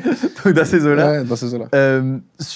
Pour avoir un album avec 17 sons ou 16, n'importe, t'en fais combien? 100, 120 en moyenne, là, j'étais. Mais j'ai bossé Ok. 2 ans dessus, tu vois. 1 an et demi, Ouais. 2 ans. Mais je fais à peu près entre 80 et 100 sur les albums où j'ai pas trop de temps. C'est fou. Ok. Et là, vu que j'avais un peu plus de temps, j'ai pris le temps de faire les choses. Ok. Et aussi de pas faire les choses à des moments. Ça veut dire Ouais. qu'il y a des moments, j'avais la chance de me dire pendant 2 semaines, ça sert à rien que j'enregistre, je suis nul. Donc je suis nul, tu vois. Quand ouais, t'es tu- nul, tu ouais. t'assois sur le banc, puis tu regardes des autres jouer, tu vois. Donc c'était un peu ça. À des moments, je me mettais un peu sur le côté tout seul, tu vois, volontairement à pas écrire, pas aller au studio et tout, même si c'est difficile, comme je te disais tout à l'heure. Tu sais, c'est Ouais. plein de contradictions Ouais. comme ça en permanence. Mais t'as ce truc où t'as l'impression de perdre du temps parce que tu travailles pas et que les autres avancent, mais en même temps, ne pas travailler à certains moments, c'est aussi important pour que tu puisses Ah ouais. évoluer. Même Et- côté créatif pour reprendre du temps et se. Ouais, c'est ça. Il faut Ouais. s'infliger. Il faut s'infliger ce truc de t'es pas bon. Si t'es pas bon, t'es pas bon. C'est comme ça. Et il y a des moments où t'es pas bon. Et il faut l'accepter, tu vois. C'est fou, donc 80. Putain, ça fait un gros truc. Et quand tu dis que tu as 80 sons, 90 sons, c'est qu'en général, tu as posé quelque chose. Écrit, Ouais. poser. Moi, pour tester un son ou Ouais. un instru, je fais premier couplet, refrain. Voilà. Ok. À la fin de cette boucle-là, je prends une décision. Ok. Soit je pousse, Ouais. soit je Ça, m'arrête. tu dis ok. Est-ce qu'il y a des sons, tu vois, genre là, dans l'album qui va sortir ou qui est sorti selon que les gens regardent, Ouais. que tu as fait il y a longtemps et que tu Au dis, ah début. bah vas-y, là, ça a du sens, je le mets. Ou est-ce que c'est que des trucs récents, on va dire, des 2 dernières années? Ah oui, c'est que des trucs récents par Ok. contre. Non, moi je reviens jamais sur des. Ok. Je fais vraiment étape par Un étape. truc que tu as fait en 2022, Non, enfin jamais. en 2020, tu vas pas le Non, ressortir. jamais, Ok. jamais. Intéressant. Je déteste faire ça et j'aime pas revenir sur des morceaux non plus. Ok. Donc au max, c'est des sons que j'ai fait au début du processus créatif de cet album-là. Donc il y a 1 an et demi, 2 ans. Tu vois. Ouais. Mais pas plus que ça, j'irai pas plus loin. Ok. Euh, Il y a un son qui est déjà sorti, en l'occurrence, au moment où on se parle. C'est le son avec Théodora. Comment ça s'est passé, la collaboration avec elle? je l'ai appelé, je lui ai envoyé un message, on a fait parler nos équipes, et puis après on s'est vu au studio directement. C'est quelqu'un de vraiment cool, intelligent, de fou, très solaire, qui apporte un truc au studio qui est vraiment fort, et tu sens le truc de big artist tout de suite. Je sais pas comment Ok. t'expliquer, mais elle a un Ça, c'est truc fou, qui ouais. est... Ouais. Alors tu le qu'elle est, comprends. elle est archi. Enfin, elle a 22. Je vais pas dire si c'est 23, 22. Ouais, peut-être, j'avoue, je peux pas Ouais, dire de je bêtises, mais je vois. crois que c'est ces Ouais. eaux-là. Et puis le talent, c'est terrible. Elle arrive, elle se pose, ok, c'est quoi, on doit faire quoi, comment, où. Avant cabine, elle chante, elle a une voix, c'est terrible. Elle a une vision très forte, c'est-à-dire, dis-moi, dans 2 ans, je vais faire ci, dans 3 ans, je vais faire ça, je vais pas spoiler ces trucs, tu vois. Ouais. Mais Elle a son projet en tête. elle a quoi. son projet en tête, sa vision, elle comprend tout de suite le son, elle respecte les équipes à fond. Enfin, c'est vraiment un plaisir de travailler avec elle. Ouais. Et franchement, j'ai eu une chance de fou de faire cette expérience-là. Ça, c'est fou. Trop bien. T'arrives, toi, quand tu vois des rappeurs ou des artistes plus jeunes ou qui émergent, t'arrives à te dire, lui, il a un potentiel, lui, il a Ouais. quelque chose. Ouais, mais dur, c'est un ouais. pari un peu. Ouais. Tu vois, tu te dis, ouais, moi, lui, je le verrais bien péter et tout, mais, Ouais. mais c'est compliqué. Moi, j'adore faire les premiers gros feats des mecs quand ils arrivent et tout. J'adore essayer d'être là au début, tu vois, mais dans le bon sens, pas dans le truc de rat de Oui, venir, oui. mais plus dans le truc de tendre la main en mode vas-y, viens avec nous, tu vois. Il y a un peu ce truc-là. Bien sûr. Et c'est trop bien de pouvoir faire ça. Puis il y a un truc de naïveté, un peu quand t'arrives, tu vois, où au début t'es un peu impressionné de tout et tout. Et moi j'adore être avec des gens qui sont dans cette vibe-là parce que tu redécouvres les trucs bêtes, tu vois, mais que t'as oublié, où tu te rends plus compte, t'es privilégié sur certains trucs, tu vois, comme je te disais. Maintenant ça doit faire 10 ans que je suis dans des studios pro tout le temps. Ouais. Mais c'est bête, mais tu vois, même toi, t'as dû démarrer avec des trucs Ouais, beaucoup moins bien sûr, professionnels. bien sûr, ouais. Et avoir la chance de se rendre compte que waouh, des bêtes de caméra, des bêtes de lumière, un beau plateau, un beau truc, tu vois, bah, c'est la même chose. T'es au studio, tu te dis, tiens, on m'a ramené de l'eau, il y en a un, il me dit, tu veux un café, enfin, c'est un truc de fou, tu vois, mais c'est Ouais, oui, t'as l'impression du coup, à travers eux, t'as l'impression de redécouvrir le kiff de fou. Même en concert, Ouais. tu sais, quand t'arrives en loge, les premières fois où t'es en loge, waouh, il y a des cacahuètes, des Kit Kat, Ouais. on peut tout prendre. Au début, t'as le syndrome, tu prends tout avec toi, tu sais, tu ramènes tout. Et puis après, plus ça va, plus tu t'en fous, tu vois, à la fin, tu regardes Ouais. même plus, tu vois. Ouais. Et c'est ce truc-là de redécouvrir. Et encore, moi, je suis un jeune vieux, tu vois, entre guillemets. Ouais. Mais t'as des mecs, ils ont 20, 30 ans de carrière derrière. Un mec comme Rimka, moi, j'ai trop de respect pour lui parce que quand t'es avec lui, t'as l'impression qu'il prend encore plus de plaisir que toi. C'est fou. Je sais pas, je saurais pas comment expliquer, mais c'est une sensation très particulière. Oui, t'as eu un son avec lui qui Ouais, à l'époque, Carton. on en a fait 2. Ouais, deux, Les oui, c'est deux, vrai. ils ont bien pris, puis c'est des expériences. Ouais. J'ai un mot d'ailleurs rapidement sur la question des feats sur cet album. Là, il y en a quand même un certain nombre. Ouais. Question toute simple, mais comment tu les choisis? Qu'est-ce qui te fait dire, vas-y, lui, je vais le faire avec quelqu'un? Là, c'était au kiff. Ouais. Surtout les albums, pour moi, c'est des piliers, tu vois, c'est vraiment des trucs que je sacralise de ouf. Donc là, Le fait de faire un album, tu veux dire? ouais, faire un album, pour moi, c'est vraiment... C'est une chance, comme je te disais déjà à l'époque, t'imagines, faire un album, ça faisait partie de mes rêves, tu vois, de quand t'es jeune, parce qu'il faut du budget, ça coûte cher de faire un album, etc. Donc, t'as tout ce truc-là. Donc, ouais, les feats, c'est important. Moi, c'est des gens que j'apprécie de fou dans la musique. Et c'est déjà arrivé sur des projets, je vais pas citer parce que ça sert à rien, mais on a déjà fait des feats qu'on n'a pas sortis et tout, juste parce qu'on n'a pas kiffé la session, parce qu'on n'avait pas le truc et tout. Donc là, c'est vraiment que des gens que je kiffe, où les sessions, ça s'est grave bien passé. C'est des artistes béton armé, tu vois, et des mecs que je kiffe écouter, tu vois, vraiment, que je kiffe écouter. Là, la Je Rafleuse, vais par exemple, absolument l'avoir. Ouais. au moment où on parle, Ouais. la Rafleuse a sorti son Colors là, il y a quelques Ouais. jours. Ouais, qui marche archi bien. C'est une gifle, qui tu est vois. fou, ouais, qui C'est est trop fort. Trop Et fort. Ouais. quand je vois des trucs comme ça, je me dis, bah, tu vois, je sais pourquoi il est là, tu T'es vois. content de la- C'est ouais. c'est un tueur, tu vois. Qu'est-ce que tu veux que les gens retiennent de ta carrière le jour où tu te dis, vas-y, j'arrête le rap et je fais autre chose? Ça, c'est une question de ouf. Mais en vrai, que juste, j'ai fait du bon son, que c'était cool, que j'ai participé à l'évolution d'un mouvement. Et voilà, déjà, juste ça, c'est déjà beaucoup. Tu vois, c'est déjà beaucoup, beaucoup. Mais ouais, je pense que juste que c'était trop bien, quoi. Trop bien. En vrai, je pense que c'est déjà le cas pour plein de gens, ils le voient déjà comme ça. Ça me C'est fait marrant. plaisir. Il y a 2 rêves que je vois beaucoup dans tes sons. Du rêve au football, on va en parler après. Du rêve à tout le milieu de l'automobile. Y compris via des, je sais pas comment t'appelles ça, mais tu sais, les trucs où les bruits de voitures. le que voiture, tu cales- ouais, je le fais à la main. exactement. Que tu cales dans Partout. dans tous tes trucs. Ça, évidemment, c'est lié aussi au taf que tu avais fait. Ça t'accompagne encore aujourd'hui, cette passion-là ou cet intérêt-là? Ouais. Bah oui, j'ai la chance d'avoir... le garage où je travaillais vient de fermer, là, il y a 3 mois, là, on parle. Et mon ami, d'ailleurs, cherche un local. Et, On mettra en description les infos. Ouais. et du coup, bah, moi, je vais boire le café tout le temps au garage encore, bah, jusqu'à il y a 3 mois, quoi. Maintenant, on va boire au café, parce qu'il n'y a plus de garage. Et du coup, moi, c'est un milieu que j'affectionne particulièrement, mais pas spécialement... Enfin, pas que pour les voitures, plus pour les gens qui y travaillent aussi, parce que c'est vraiment un métier qui est assez difficile au quotidien. Enfin, c'est pas... Voilà, mais c'est quand même un métier assez rude. Ouais. Et j'aime beaucoup discuter, même à l'heure actuelle. Enfin, moi, avec la chance que j'ai et la vie que j'ai, ça me ramène aussi beaucoup les pieds sur terre, et de savoir d'où je viens, où je vais, c'est archi important. Et c'est un milieu que j'affectionne beaucoup pour ça aussi. Bien Je sûr. vais pas te Et mentir. c'est un métier qui, évidemment, qui peut être dur et évidemment qui est pas toujours. Enfin, même qui est moins bien payé, évidemment, que ce que tu fais aujourd'hui, c'est évident. Mais tu le. Ouais, c'est quelque chose qui te parle quand même, auquel tu te rattaches quand même. Bien sûr. Ouais. Bien sûr. Après, Ouais. j'y suis moins relié qu'avant. C'est-à-dire que moi, j'étais mécano avec un CAP, c'est pas les bacs, etc. Donc, c'est-à-dire que nous, c'est beaucoup de révision. C'est un peu le travail, tu sais, à la chaîne pourri, un peu, tu vois, entre guillemets. Mais, enfin, c'est plus compliqué, quoi. Ouais, C'est ouais. pas, tu vois, tu fais pas les jags électroniques, trop Ouais. stylés, tu vois, c'est pas ces trucs-là. Donc, il y avait tout ça. C'était plus...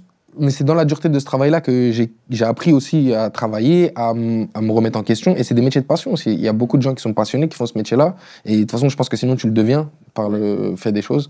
Et donc, non, c'est un métier que j'affectionne. À quel moment t'as quitté le staff-là pour. Enfin, il y a eu une transition de Ouais. je fais ce staff-là à maintenant je fais du rap. Ouais, moi j'ai eu trop de chance. Mon patron à l'époque, Alberto, qui m'avait dit, écoute, ton bleu, il sera toujours au garage. Si la musique ne marche pas, tu peux revenir avec plaisir, il Ouais. n'y a aucun souci. Et je t'avoue que c'est lui qui m'a donné cette envie de travailler et ce goût du travail, parce que j'étais un jeune un peu border, tu vois, je foutais un peu la merde partout.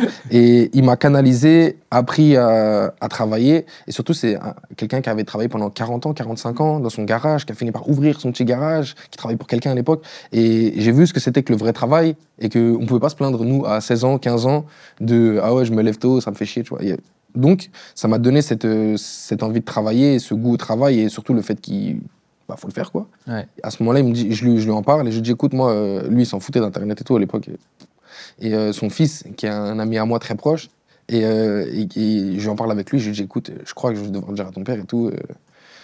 Je vais essayer de me lancer à fond dans le rap, tu vois, et ça me prend beaucoup de temps et il faut vraiment que je sois investi dedans, il faut que j'aille en tournée, il faut que je fasse des trucs et tout. Je devais avoir 17, 18, ouais, non, peut-être un peu plus tard, peut-être 18, 19 ans. Ok. Ça, c'est Et, quelle année du coup? T'étais déjà en solo? Ouais, Ok. je commençais déjà à être en solo, Ok. mais le groupe était plus fort que moi encore. Ouais. Tu vois. Et je lui dis, écoute, moi je pense que je vais me lancer à fond dedans, je vais tenter ma chance, il y a un truc à faire. Ouais. Et il a cette parole-là qui me dit ton bleu sera toujours là. Et pour le clin d'œil, il me l'a rendu il y a 3 mois quand on a fermé le garage. Pour de vrai, il était encore là. Waouh. J'avais mes chaussures de sécurité, j'avais tout qui était là-bas encore. En vrai, c'est beau. Donc, ouais, une petite anecdote que j'ai jamais dit. Et voilà. Il a eu un problème de santé, Alberto, il y a 4-5 ans. Et en fait, pendant 1 mois, en gros, ils avaient pris trop de voitures parce que c'est un problème de santé, tu peux pas le savoir, quoi. Ouais. Et du coup, c'est un petit garage où il y a que 4 mécanos. Ok. Et en gros, ils avaient pris trop de taf. Et du coup, j'avais été aider mon pote pendant 1 mois. Donc, moi, pour pas me faire cramer, je me mettais au fond du garage en bleu. Incroyable. Et je faisais les petits trucs pourris, tu vois, parce que j'ai plus trop la main non plus. Mais genre, je me tapais 2-3 révisions dans la journée, histoire de dire et tout. Et ça m'a fait un bien fou. Parce que c'était avant une tournée et ça m'avait fait un bien fou. C'était incroyable. Putain, il y avait un côté retour finalement aux sources. Et De fou. Et ça m'avait tué parce que je rendais des clés à des clients.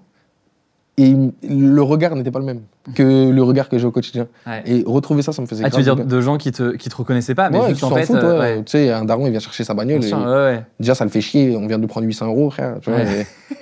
rends-moi les clés, tu vois, garez où la bagnole. Et t'avais ce côté-là. Et moi, ça m'avait fait grave du bien à l'époque. Et j'avais trop kiffé, tu vois. Donc, Incroyable. Eux ont dû être aussi touchés de voir que t'étais. ouais, mais après, c'est un ami, tu vois. Ouais. Donc, vu que c'est un ami, il n'y a pas de ces trucs-là, on s'en fout, tu vois. Ouais, mais tu sais, tu peux te dire. Tu sais, on parlait tout à l'heure du regard des autres et tout. Tu peux te dire que ça se trouve, eux aussi se dit ouais, mais peut-être qu'il est trop loin de ça, machin. Et ça devait être. Ouais, mais ça au devait quotidien, les toucher aussi. Au quotidien, Ouais. je suis avec eux. Ouais. Au quotidien, je suis avec eux. Dès que je peux, je suis avec eux en concert. Ouais. Dès qu'ils n'ont pas de taf, ils viennent avec moi. Enfin, ça a toujours été ce truc-là. Un truc tu vois. trop fort, trop fort. On parlait du côté du coup automobile. Bon, t'as eu aussi, on peut en parler rapidement, évidemment le GP là il y a quelques mois. Quelle sensation Une chance, ouais. une chance Ouais. de fou. On s'était vu là-bas en plus. Ouais. Une chance de fou.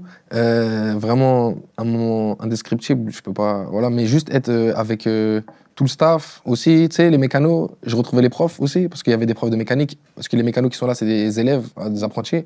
Donc je retrouvais les profs, mais j'avais un autre rapport avec eux. Du coup, c'était grave bien, tu vois. Et toute cette ambiance-là, même d'être avec des gens trop cool que je connaissais pas, le milieu de YouTube que je connaissais pas. Ouais. Donc tous ces nouvelles têtes pour moi, c'était fou. J'étais accueilli, mais vraiment avec bienveillance de fou. C'était franchement une expérience vraiment incroyable. Je regrette à aucun moment d'avoir fait ce truc-là. C'était vraiment fou. Encore merci à Squeezie parce que c'était fou d'avoir cette chance-là de pouvoir faire ça. Et ouais, même le public. C'est un autre public que le rap, tu vois. C'est encore autre chose. Ouais. Et j'en parlais avec Uji de ça justement. Et on se disait que c'était vraiment différent, mais trop bien. C'est bienveillant. C'est complètement différent. Ouais. Mais c'était trop cool. T'avais plus de pression avant un concert ou avant de monter sur une course? Je sais pas. Je sais pas parce que les gens ils faisaient que de dire je suis trop fort et tout. Et après, c'était faux. Hein. Ouais. Je sais qu'il y avait une propagande. Bah, attends, là, si, là, t'étais bon. Non, mais j'ai eu beaucoup de chance sur la course. Mais aux entraînements, j'étais pas si fort que ça. Et tout le monde était là en mode lui, il est mécano, vous inquiétez pas. Oui, Mais d'accord, t'avais toute l'image voilà. de. Sauf qu'une F4, ça n'a rien à voir avec une voiture normale. Donc, et puis, il y en avait qui l'avaient déjà fait. Donc, il y avait beaucoup d'heures de conduite. Oui. Dans ces sports-là, c'est l'entraînement qui compte beaucoup. Bien sûr. Moi, j'avais pas de simulateur. J'avais rien. Ah, t'as fait ça? Non, chez ma grand-mère, il n'y a pas la place. Donc, je pouvais pas. J'étais un peu bloqué, quoi. Donc, je suis allé un peu en freestyle, tu vois. Mais même être avec le S, c'était des moments SCH, ça faisait longtemps qu'on s'était pas. On pouvait pas se voir autant de fois que là, on se voyait. Là, on était vraiment en mode château enfermé pendant 4 jours. Immersion dans le truc. Donc, c'était trop cool. C'est des expériences de vie vraiment bien et j'ai découvert un monde que je connaissais pas qui est incroyable. C'était passionnant à voir. D'ailleurs, tu sais, tu disais du coup que t'as vécu là pendant des années avec ta grand-mère. Ouais. T'as fait un son aussi qui parle d'elle. On sent aussi que vous êtes extrêmement poche. Si demain tu pars, je sais pas ce que je vais faire. Je t'enverrai des cœurs du haut de la tour Eiffel.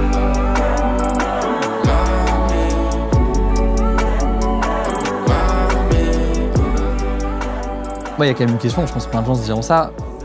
T'as quand même un niveau de notoriété qui est passé un certain cap. C'est encore possible d'avoir cette vie-là, ce mode de vie, ou c'est justement aussi pour ça que c'est plus compliqué Je peux, mais justement, là, ça commence à devenir vraiment embêtant pour elle. À l'époque, je le disais déjà, où ça commençait. Là, on est à la phase terminale, c'est-à-dire que va y avoir l'adresse qui va sortir. Je fais une commande sur n'importe quel site, les gens ils voient mon nom, prénom, ça peut vite partir en vrille. Ouais. Donc, en fait, là, ça commence à devenir un poids pour elle aussi. Et puis, à prendre l'âge également. Donc, toutes les sollicitations extérieures et tout, ça la fatigue, c'est pas facile. Donc, j'avoue que moi, je commence à être plus un fardeau pour elle que autre chose. Oui, non, mais là où pendant des années, c'était un kiff, j'imagine, pour elle. Ouais, c'était trop cool. Bah, pour elle, c'est toujours cool. Ouais. Mais elle me dira jamais, t'es chiant. Mais c'est plus moi qui le ressens. Ouais. Donc je veux pas. Puis arriver, comme je disais tout à l'heure, ça fait tanguy au bout d'un moment, tu vois. J'ai 28 ans, je vais avoir 29 ans. Ça devient ridicule, tu vois. Faut que j'évolue. C'est trop beau. Enfin, oui, c'est joli, mais il faut que j'évolue. Et elle veut pas bouger. Donc Ok. je peux pas la tirer avec moi. Ouais. Mon grand rêve, ça aurait été d'avoir une maison avec elle dedans, mais elle est pas trop OP. bah, tu pourras prendre ton truc et je pense que tu l'inviteras Oui, régulièrement. mais j'aurais bien aimé qu'elle me suive. Très bien, très bien. Bon, pour terminer, ce que je te propose, c'est un petit jeu. Je sais pas si tu vois un format du oui-non. En Ok. gros, en 60 secondes, je te pose des questions. Allez. Tu peux répondre oui, non, ou passer si tu veux passer, ou dire joker. Voilà. Ok. Tu me dis quand t'es prêt. 60 secondes, je te pose un maximum de questions. Est-ce que tu as déjà regretté la sortie d'un son? Non. Est-ce que tu écoutes tes propres morceaux dans la voiture? Non. Est-ce que tu as déjà oublié les paroles d'une chanson en plein concert? Oui. Est-ce que tu as déjà pensé à sortir un son en polonais? Non. Est-ce que tu te sens plus libre aujourd'hui qu'au début? Oui. Est-ce que Émotif, c'est le morceau le plus important de ta carrière? Par la force des choses, oui. Par la force des choses. Parce qu'il a amené peut-être après Ouais. quoi. Est-ce que tu as encore le trac avant de monter sur scène? Oui. Est-ce que tu as déjà rêvé de devenir footballeur professionnel? Oui. Est-ce que tu es stressé avant la sortie d'un album? À mort. Est-ce que tu arrives à dire « je suis fier de moi » sans être gêné? Oui. Est-ce que tu pourrais passer une semaine sans téléphone? Oui. Est-ce que tu échangerais ta carrière musicale contre un contrat au PSG? C'est une bonne question. Non. Ok. Est-ce que le PSG va remporter une deuxième Ligue des Champions cette année? Cette année, peut-être Ouais, pas. c'est risqué au moment où on Cette année, tourne. c'est risqué. Mais on va la remporter la deuxième un jour. Très bien. Tu méritais le podium au GP ou pas? Oui. Et dernière question, est-ce que tu as déjà voulu tout arrêter? Oui. Très bien. Intéressant. T'as plein de bonnes réponses en 1 minute. Ah, j'ai tout dit là. Ouais, le PSG, c'est piégeux PSG, parce c'est que compliqué parce au moment où on se voit, on est à la veille d'un match important. Écoute, merci énormément pour ton temps. Merci à toi. C'était trop cool. Ça va, ça a été? Ouais, parfait. T'as passé un bon moment. C'était trop intéressant. Il y avait plein de sujets trop cool à voir avec toi. Trop bien. Franchement, je te souhaite le meilleur pour Merci beaucoup. pour l'année qui vient. Hein. La Pareillement. grosse année. Ouais. Album, encore une fois, du coup, on mettra en description toutes les infos, mais les gens, je pense, écouteront. Ça sort le 13 mars, donc Ouais. c'est dans quelques jours au moment où le truc sort. L'album est incroyable, donc les gens Merci vont beaucoup. kiffer. Et tourner. Donc, Qui tu suit. commences tournée européenne, s'il y a des des non-français européens qui nous regardent. On sera en tournée au moment de la sortie. Ouais. On sera en Pologne, normalement, Ok. les jours de sortie. Trop bien. Ouais, c'est trop Ah oui, bien. c'est dès mars, ça Ouais, commence. ouais, ça là dans Ok. 10 jours. Donc Trop bien. c'est trop bien. Ah, tu vas en Pologne Ouais, et le jour de sortie, on est en Pologne. Donc Trop bien. pour moi, c'est symbolique. Et c'est trop bien. Donc voilà, et après, on enchaîne avec les Stades de France, la tournée des Zéniths. Et Tranquillement. hâte de voir comment ça va se passer. Petite année. Merci encore pour ton temps. Merci à toi. Merci. Merci. beaucoup. Lundi, je compte mes euros, je marchais dans la hure. Un de mes anciens bolos qui tapait dans la pure. On m'a rappelé une fois où je lui avais ramené de la dure. Il s'en est jamais remis, m'a dit que c'était un truc de dingue.